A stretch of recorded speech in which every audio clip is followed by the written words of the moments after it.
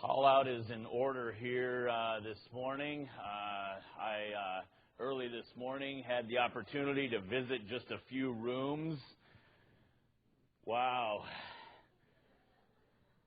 A few of the guys' rooms, they really need a wife bad.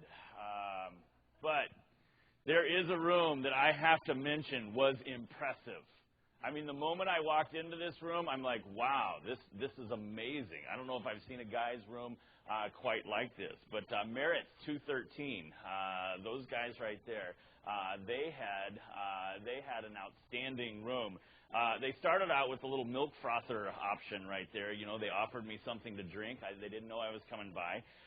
They had this really cool chair. It is not the standard issue college chair. A Craigslist special that they've got right there. This room had a couple of fridges. It actually had mood lighting inside the room right there, and it was nice. It was comfortable, very good. They had, they had the little TV or the coffee table right out there in the middle, and very nice place just to sit around and talk. And it was decently clean. I mean, I walked into the closet, I'm like, no way! Their shoes were lined up. Unbelievable. And it smelled good. I mean, so guys, if there's somebody out there that thinks that they can beat Merritt's 213, I'd love to see the room. But in all of my college days, nothing beat that one right there. We have just a few moments here for a little bit of chapel bonus time right here. So they've given me just a few more minutes than normal. So this is chapel bonus right here that I'm going to share with you. My wife and I, it wasn't always that way, and I wanted her to be my wife long before she chose to be my wife. I met her at camp at Ironwood. I worked there. I was 17. She was older. And I can't tell you how much older. But she was 17, or I was 17, and I met her, and I'm like, wow, drop dead gorgeous. This is a girl that I want to get to know. And as I got to know her better, I just happened to be working on her cruise, just happened to be sitting in her row during training and stuff like that. As I got to know her better, and as I would hear her talk about the way she grew up and what she thought about different things, I'm like, wow, I need to get to know this girl even better. This is great. So I just would conveniently always be around wherever she happened to be. And at the end of 2 weeks, I wrote her this little note that said, hey, I'm interested in getting to know you. What do you think about that? She writes this little note that starts off, no. It wasn't quite like that, but it was very close to the, hey, we'll just be friends. And that's like the big 12-inch dagger. Okay, we'll just be friends. That'll be fine. So all summer long, I did my very best to get to know her brothers, to get to know her, to spend as much time as I could with her on the weekends, everything that I could do. And I just happened to be the one who was taking her back to the airport as she was headed back to college. Once again, in person, I asked her if she was interested in anything more than this friendship thing. She said, no, we can just be friends. That's like shotgun to the gut. Oh, man. I asked my second question, can I write? She said, sure. So for 9 months, I wrote a letter to her every Monday and every Thursday, trying to just tell her what's... See, the girls, they're amazed by that, right there. I saw a couple open mouths, like, no way. It was before email. It was before cell phones. I called her one time or 2 times in 9 months, and finally, once again, traveled several hours in order to, again, ask her if she was interested in anything besides just friends. Finally, she said yes. We've been married for 18 years, and in case any of you happen to be in a relationship or desire to be in a relationship, there is just a couple of little hints that you're going to be like, wow, this is not deep stuff, but I know that. I'm just trying to help you with things that you may not hear from anybody else. So these are practical possibilities real quick. First for the guys. Guys, this is what you need to know. If you're going to barbecue, here's the deal, okay? If you put your thumb and your forefinger together like that, and you feel the muscle on your thumb, that's rare, okay, when you're barbecuing. Put your middle finger and thumb together, that's medium rare, right there, okay? Right there, your ring finger and thumb, that's well done. Pinky and thumb, that's shoe leather, okay? Guys, this is a defense mechanism for you. Because if your wife-to-be is got a learning curve on the cooking part of things, that means they're practicing on you. You really need to know how to barbecue, okay? It's a good thing for you to do. Number 2, guys, buy a few doubles. There's no reason why you wouldn't buy a third or fourth set of keys. You will both lose a bunch of them. Buy a double remote. Both of you can have a remote. It saves lots of problems. Buy 2 tubes of toothpaste. Why would you share? Okay? And lastly, make sure you buy her own cordless drill. There's nothing worse than her running off with yours. So, buy a few doubles. Number 3, guys, knowing the plan for a girl is 90% of her security. Okay? They just need to know what the plan is. When they say, hey, what's the plan? And your answer is, I don't know. That's serious insecurity right there. If your answer is, that's a good one. Not good. If you're just saying, well, let's just see what happens.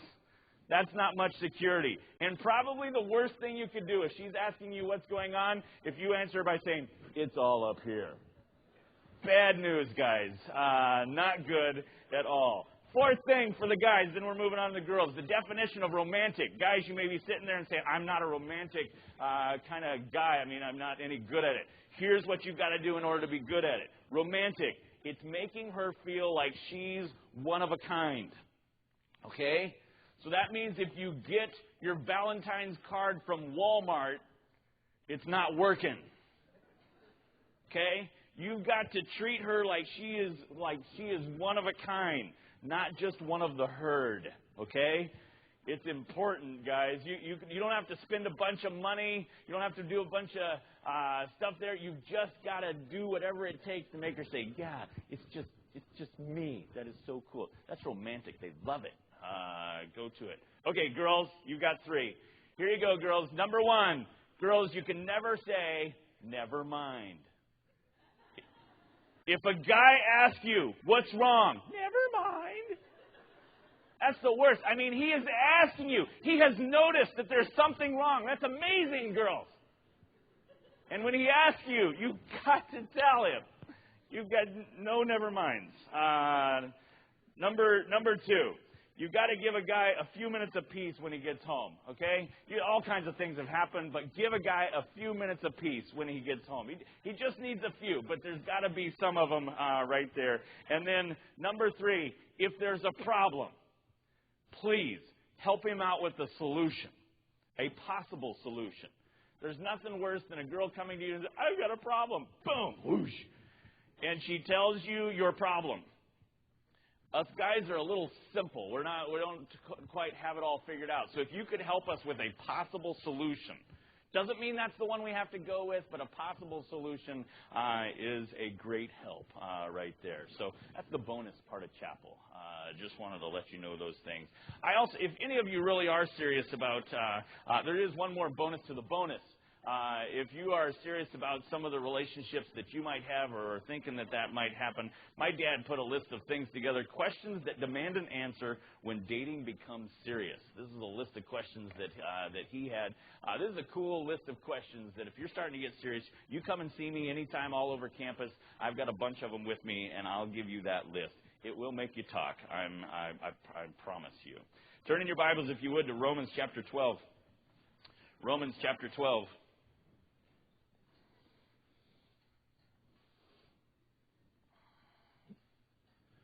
We have a premise this morning that would state that truth believed results in action taken. A truth believed results in action taken.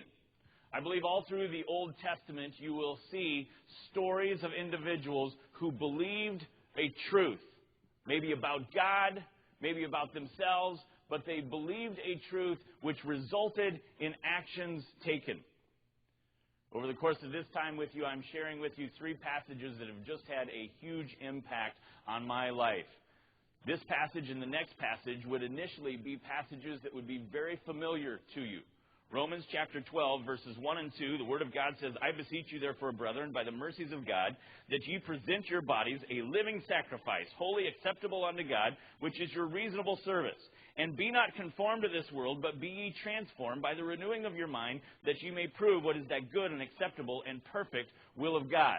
Being in camp, I probably hear those 2 verses more than any other passage there. This would be the classic passage that a speaker would use to challenge folks to dedicate their lives to God. It starts off with this, I beseech you therefore, brethren, by the mercies of God, that you present your bodies a living sacrifice. That you would just say, okay, I'm just going to give my life to God. It tells us how to do that in verse 2, and be not conformed to this world, but be ye transformed. On the outside, we're not to be conformed as the world would act on the outside, but we are to be transformed on the inside. It changes what's going on the inside. That's the practical, everyday action taken to be dedicated to God. Now, the amazing thing about our God is that He has given us a will. He's given us the option to make a choice. Every now and then at Ironwood, I have the opportunity to get involved in construction. When I was just starting out at Ironwood, I had this little 16-ounce hammer. It's very similar to this hammer right here. The guys would routinely make fun of me because this is not a framing hammer. A serious 22-ounce, 20-ounce framing hammer, that thing can really pound some nails. With this one right here, I'd set a 16 and boing, boing, boing, boing, boing, boing, boing, boing, boing, boing, and I'd get it. The big guys, I mean, they would kind of set that nail, wham, wham, and in that nail is 2-3 shots. But I had my little hammer. I'm set to go. You know, and I'm getting ready to do a project, go out and work. I don't think to myself, I need to go talk to the hammer and see if he's okay with working on that cabin. You know, imagine, if you will, you got to imagine right here. Imagine if this hammer, wham, was given a will. Said, okay, Mr. Hammer, we're heading out to go out to the cabin. No. What? I don't want to go. What? You were made to pound nails. They hurt my head. Look, I'm the guy who has the strength to pound nails. I need you to help me pound nails. Do it yourself. You know, we would look at that and say, that's crazy. You're crazy. You know, a hammer doesn't have a will. You just pull it off the pegboard right there and you go out and you do your work. You've got the power over this hammer. The amazing thing about God is that us, each person in this room, is given the option to choose what you're going to do with your life. You say, oh man, I've tried to dedicate my life to God.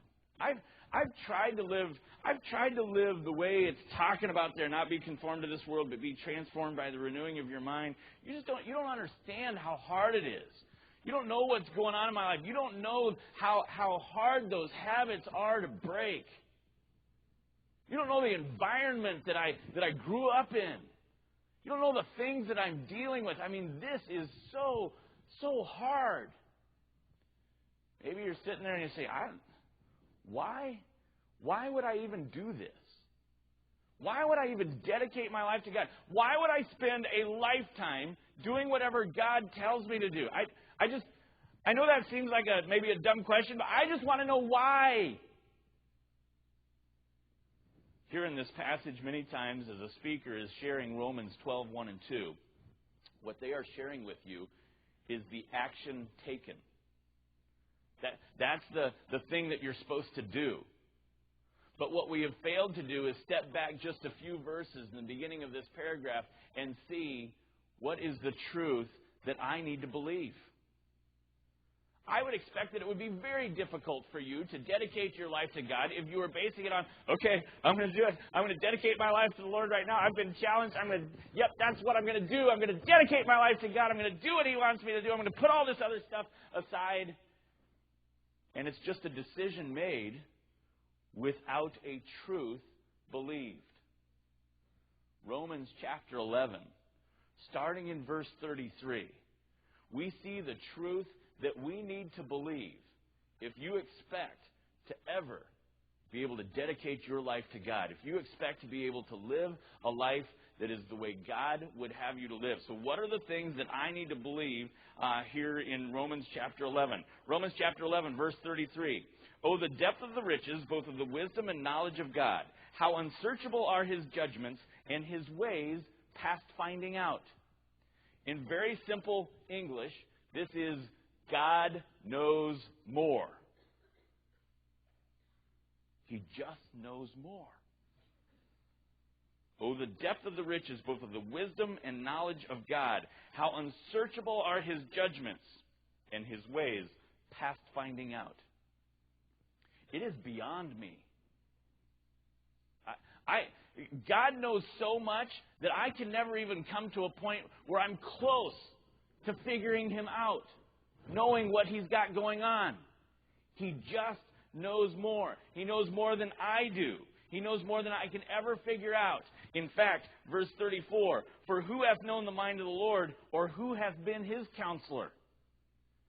There's not a one of us in here who have the option to say, God, I would like to be your advisor on this. Let me help you out with a little bit of counsel. No. God knows so much that He doesn't need my advice. My advice is worthless to Him. He already knows. He knows so much more than I know. He knows so much that I can't even figure it out. I may try, but what He knows is so much more. As we go throughout our lives, do we truly believe that God knows more? Do we rest in the fact that I can't figure it out, but I don't need to? God knows more. We see another thing here about God in verse 35. Or who hath first given to Him, and it shall be recompensed unto him again. The truth believed that we've got to have in our life is not only that God knows more, but that God gave first. God gave first. In this passage, we see for who hath first given to him. The question is there anybody who gave something to God that you were the first one to give it to him? You know, it wasn't something that he gave you first, but it's actually something that you gave to him first. There's nothing. What is it that I can give to God that he didn't already first give to me? To my life, my talents, my time. God gave all of those to you. He gave those to you first. You know, we act like it's it's like some huge deal that we have given something to God, when in reality, He gave it to us to start with. Not only does God know more, and God gave first, but we see an interesting thing here in verse 36. For of Him, and through Him, and to Him are all things, to whom be glory forever. I kind of like Christmas. I'll be honest, one of the reasons I like Christmas is because I like presents. There's a few traditions that we have in our home. On Christmas Eve, we go to my parents' place, and my parents like Christmas, and they've got the tree sitting there and all the gifts, and it's piled up high. One of the traditions at Christmas is they've got the little tags and cards with to this person, from this person. And in our home, you're not able to touch them. Now, we have that rule because of my wife. She's the worst. she's always trying to find out what's going on in the gifts. So you can't touch them. They're set there in just a certain way. And on Christmas Eve, it's not like this bedlam. You know, every now and then I see videos of families that just everything whoosh. It's not like that. It's like this long, drawn-out process of present handing out. So the littlest kid, you know, the kid who can't read, is the one who comes up, and they've got this gift, and they're holding the gift, and they usually go to somebody who can read, and it says, oh, this goes to that person over there.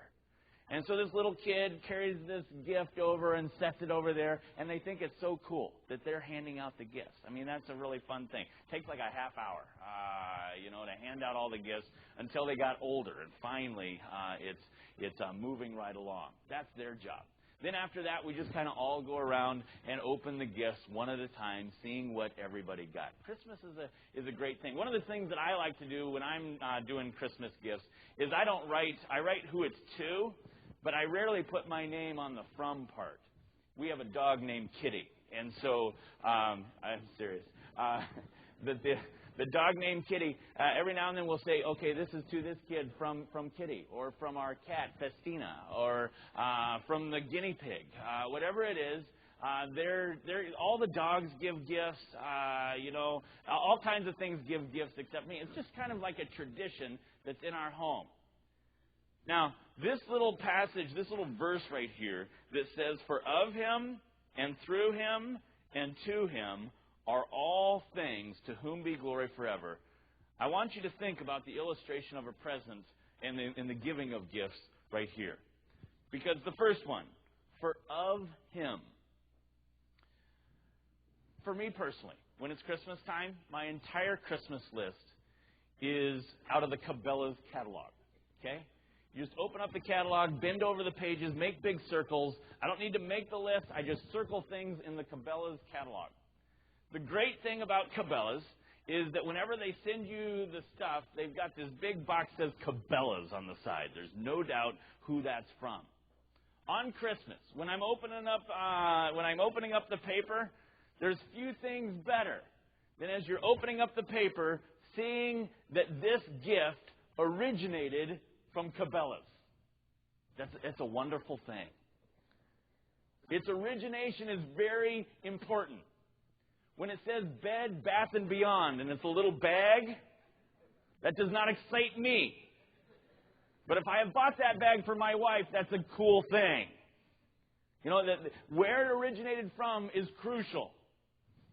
What this passage is saying here, for of him, all things. So it's talking about all things. All things have originated from God. He's where it comes from. Okay? Not only is all things of him, but secondly, all things are through him. On the little gift card that's sitting on the present, this is the from part. When it is through God, that means from God, everything, all things have happened. So here we are. It is of God. It originated with God. It is from God. It is through him. He is the one who's making all of the things take place. For of him, and through him, and to him. Okay, well, the fun part of Christmas is that it originated in Cabela's, and it's from my wife, and it's to me. I mean, that's the fun part of Christmas, is that I get a present. But here in this passage, it's of God. It originates with him. It's through him. It's from him. He's the one giving it. And it's to him.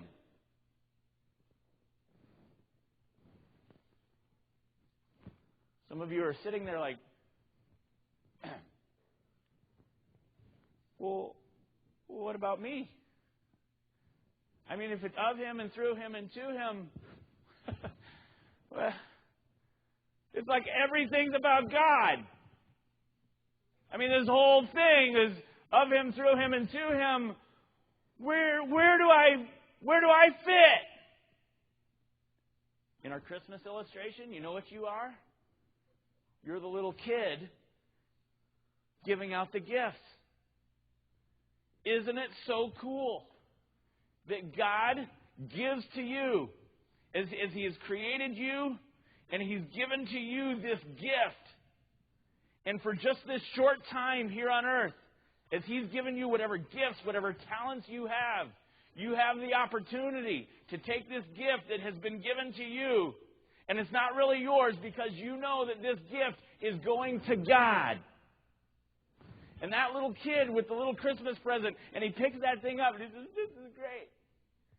I'm going to take this to who it belongs to." And he's got the gift. It's his right there. And he takes it over, and then he gives it to the person who it belongs to. What would you say to the little 4-year-old who looks at this gift? He's like, "This is great. It's to that person? I don't think so." And runs out the door. "Hey, kid, get back here! That's not your gift." And he's like, "Yeah, but I've got it. I'm running." And he takes off. Sometimes that's exactly the way we are. When God has given us something that He wants us to use in His service, for His purpose, for His glory, He's given you this gift, and it's cool. It's great. This is a talented group of people, but it's not yours. It is of God, through God, and to God. Now, when I come to the point where I'm like, that is so cool. God has given me a gift. And I'm to use it for His honor and His glory. Suddenly, Romans 12, 1 and 2 is like easy. Because I have believed the truth that God knows more. I have believed the truth that God gave first. I have believed the truth that it is of Him and through Him and to Him. And then Romans 12, 1 and 2 says, "I beseech you, therefore, because of these truths." Here's the action that I would like you to take. Present your bodies a living sacrifice. Present your bodies. Like taking the gift that God has given you, that He's created within you, and saying to God, "God, this is to you. This is for you. This is for your honor and glory. Because you know more. Because you gave first. Because it's of you and through you and to you." Your life changes when what you believe about God changes.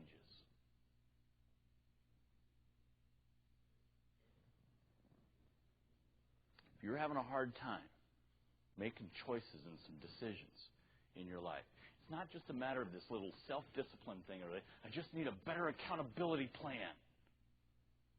Those things are important things. But you've got to change the truth that you believe inside about God.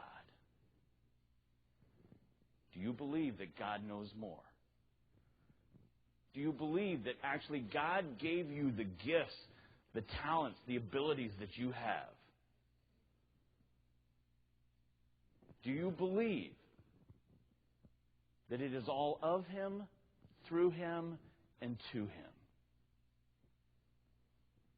If not, you'll find yourself really tempted, like the little kid, with a gift that isn't for him, but he's got it for this moment. Every head bowed, every eye closed.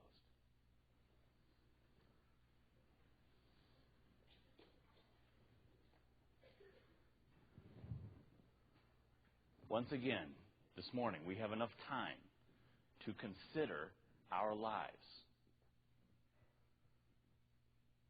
I don't want us to just try to just take off out of here and not think about whether or not the talents, the gifts, the abilities that God's given me, that I really believe those three things. That God knows more, that He gave first, and that it is of Him, through Him, and to Him. Young people, this morning, in a moment, the piano is going to play, and I just want to have a quiet time that we can pray to God And it's not about what we're trying to change in our life or what the little habit is or the way to not be conformed to this world, to be transformed by the renewing of our minds. But let's think about what we believe about God. And I challenge you this morning as to whether or not you can tell God that you believe Romans 11:33 through 36. Because if you believe that, it will change the way you live. A little bit of quiet time for you to pray to God as the piano plays.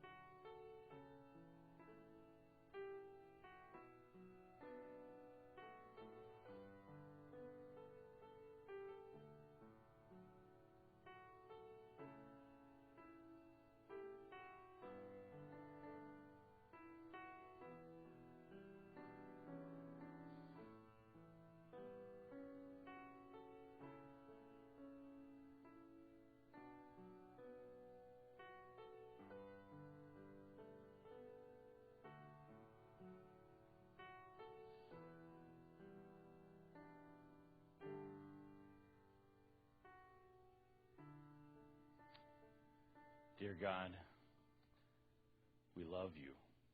Dear God, my hope is that you heard hundreds of prayers that said, Lord, it is of you, through you, and to you. This life is not about what I can do for me, but how I can serve you. Lord, you know far more than I know. You know things that I can't even figure out. Lord, you've given me so much. And Lord, I pray that the talents and abilities that you've given me, that they would be to your honor, to your glory. It is of you, it is through you, and it is to you. Lord, if we will believe these things about you, I am convinced that this group right here would change to be more like you. Lord, thank you for this passage. Help us to believe this truth so that we will change our actions. We pray all these things in your name. Amen.